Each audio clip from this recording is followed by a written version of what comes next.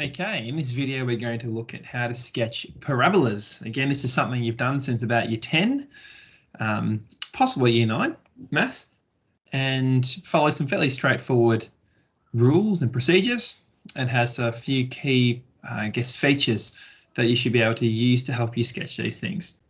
So first of all, a parabola always has this shape in some way. Now it might be moved up to the left, or it might be moved to the right, or whatever it might be, or it might be flipped upside down, but it always has that basic shape being transformed around. The turning point is always at HK. Now we're going to get HK in a minute in this rule down here when we see that, but it's always got some turning point unless the domain is restricted, but I'm assuming at the moment that the domain is all real values and that the range is always bigger than or equal to K if it's upright, or less than or equal to K if it is inverted. Of course, if you restrict your domain, then you're going to restrict the range as well. But for now, we're going to assume maximal domain. The graph is symmetrical around this line here. So if I draw a line straight down there, it should be a perfect mirror image across each side from here reflected across. Now you get different versions of quadratics in terms of the equations, but they all do the same thing. So you can have it in the first one here. This is our general form of a quadratic. This is a turning point form here. This one you can read your turning point straight away. And this one is in intercept form here. Okay, so when you've got your intercept form over here, you can read your x-intercepts from it. Turning point form, you can read your turning point, and general form, you can only read your y-intercept. So the y-intercept we know is 0c. We know the turning point here is hk, and we know the x-intercepts here, we can read them straight away, are e0 and d0, and that comes about with the null factor law. In terms of how you find the other features for each one, well, the y-intercept, you always just let x equals 0 for the y-intercept, and then you solve. So you then substitute it in and find it, and same with this one. So you let x equals 0, and then you end it with y equals. That's that one. To find your turning point in this case, in our third option down here, the intercept case, the x turning point is going to be halfway between your x-intercepts. And then to find the y turning point, you're going to substitute your x turning point into the original equation, and you will find out what the y value might be. If you have the turning point form, you can read the turning point form to find the y-intercept. You put x equals 0 in, and for the x-intercepts, you can use isolating x method with y equals 0. And this last one, the x-intercept, you want to factorize it and use the null factor law, or you can go straight to the quadratic formula. Either one is fine to do it. If you can factorize simply though, I would factorize it, get into this form over here, and then solve. To find the turning point of this one, again, you can find the halfway points, but you can also use x equals negative b over 2a. So the b only refers to the coefficient of x, so it doesn't actually refer to these other two cases. And once you have that, you find the y value by subbing x equals negative b over 2a, the value, into your equation. And solve from there. So let's give this a go. So sketch each of the following graphs, I should say. So we have intercept form here, which means I can read the x-intercepts straight away. So the x-intercepts we know are at -3 and 0. You can read that there from your null factor law, and 1, 0, which you can read from there. So I can mark those in here. There's 1, 0 there, -3, 0 there. Your y-intercept, you let x equals 0, So we have y equals 2 times by 0 take 1, 0 plus 3, -1 times 3 is -3 times 2 is -6. That's of course not in my graph down there. And your turning point, to find the x value that is halfway between -3 and 1. Now to find halfway between a number, you find the average. So you add them, divide it by 2, and you'll find that gives you -1, which you can clearly see on the graph. That is your halfway point. To find the y value, we now put -1 into the equation. So we have 2, -1 take 1, -1 plus 3, and we solve. So you get 2 lots of -2 times +2, which is -8, which is of course further down there. So what we'll do is we're going to edit our scale here and make that there can be -8. And then you're going to have that one there can be -2 and -4, and that will be -6, which I'll draw over in a second. Once we have that, we can plot our points. So turning point must be there at -8, -1, like that. The -1, -8 is the coordinate, goes through there at 0, -6.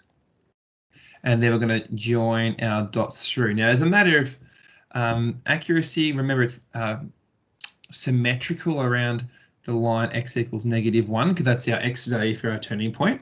So if I go across and up, I get to this point, I can do the same the other way. So if I try to draw the graph nice and smooth, it must go between those 2 points.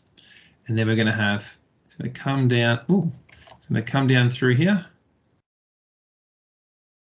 flatten out, and then go up through something like that. You're going to label it 1, 0 there, -3, 0 there, and you've got your turning point labeled already. And in terms of your final answer, you just remove the little dot there to make sure it just goes through rather than this massive dot, which, whoops, you don't need the massive dot going through, you just need the line.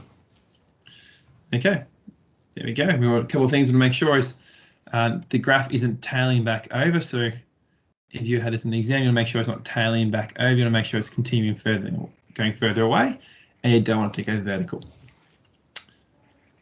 Right, that's the first one. Next one is in turning point form. So the easy bit of information to read from here is the turning point, which is -3, 4. Remember, the -3 becomes, you solve that equal to 0.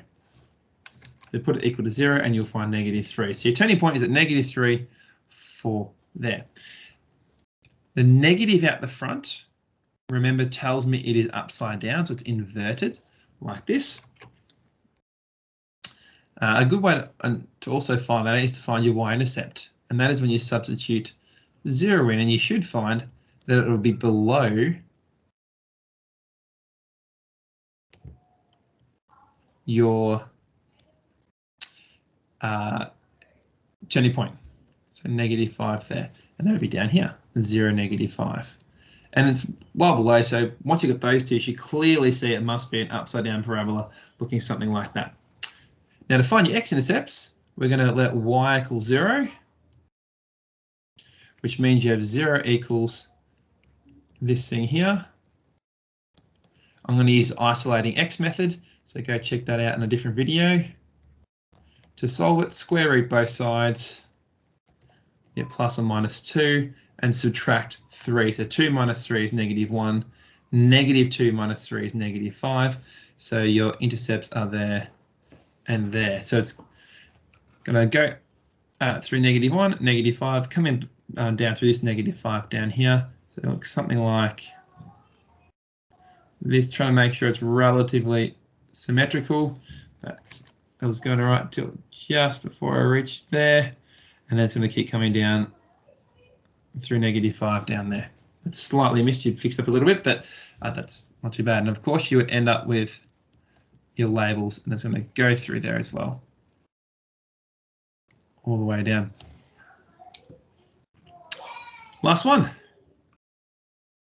We got it in general form here, so that general form, all I can read straight away is my y-intercept, and that is 0, -2. That's the end one, because x equals 0 would get rid of those two terms. So -2 is going to go through there somehow. To find my turning point, I'm going to do negative b over 2a. So it's negative 3 over 2 lots of a, which is 2, that's the a value there. So it gives you negative 3/4. Right, so negative 3/4 we know is there-ish. It's going to be up and down there somewhere. So let's now try to find the y value. Okay, you find the y value by substituting into there.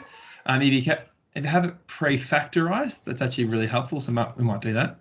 So let's factorize it now. So y equals, let's check it out. Can we factorize it? Well, we've got 2 times negative 2 is negative 4. So factors of negative 4 that add to 3. Well, we know that can be 4 and negative 1. There you go. So 4 and negative 1. So I know I can find nice factors, nice whole number factors here. So to do that, I'm going to put a 2x there and an x there. I need factors of negative 2, which I can make as 2 and 1. One of them needs to be negative. I'm going to make that one negative there. Go back to the factorising video to work that out. Quick double check. 2x times 2 is 4. Negative 1 times x is negative 1. 4x minus 1x is 3x. That's great. Negative 1 times by 2 is negative 2. Okay, that all works nicely. So go to the factorising video to help you with that. So this is fully factored. I can therefore find my x-intercepts. The first one gives you 1/2, 0, so 1/2 is going to be there. The second one gives you negative 2, 0, which is going to be there. Now, to find your y turning point, you can substitute the negative 3/4 into that one, or you can substitute it into this one. I would suggest substituting into the factorized version down there, purely because what you'll find is instead of having a square and then having plus 3x term, you sort of just have one multiplication at the end. So let's substitute in here. You get 2 times by negative 3/4. Take 1. Multiply by negative 3/4 plus 2. Get the arrow out of the way. Help us to continue this. Now it's a matter of simplifying our fractions. So this first one, we're going to have 2 times negative 3/4 is negative 3 over 2. Take 1. Negative 3/4 plus 2, well, 2 is the same as 8 over 4. That's going to give me positive, 5 over 4. Negative 3 over 2 minus 1 is negative 5 over 2 times by 5 over 4. That'll give me negative 25 over 8, which hopefully you can see is the same as 3 with 1 left over, so 3 1/8. So it's negative 3 1/8. Which would just be below the 3 down here. So our coordinate, our turning point, we end up with negative 3/4, negative 3 1/8, or you could write negative 25 over 8 is fine. So that's going to be about there somewhere. And then we're going to join our dots as such. There's only one way it can be joined. It must be an upright parabola. I was going right to that last bit. It must follow our shape that we've already got for a parabola. As much as possible, we're going to try to draw it symmetrical. Not like that. Something like that. This little tail here, you shouldn't be going vertical. It should certainly keep climbing, but not be going vertical. Something like that. And then we label all our coordinates at the end. So it's the same skills we've done with all our solving. Now we're just putting them all together to sketch our graph. The hard part about this last one, of course, is the fractions. The fractions always throw students. So as long as you can do fractions, you better do it. That is sketching quadratics. I hope that helps. I'll remind you of how to do it.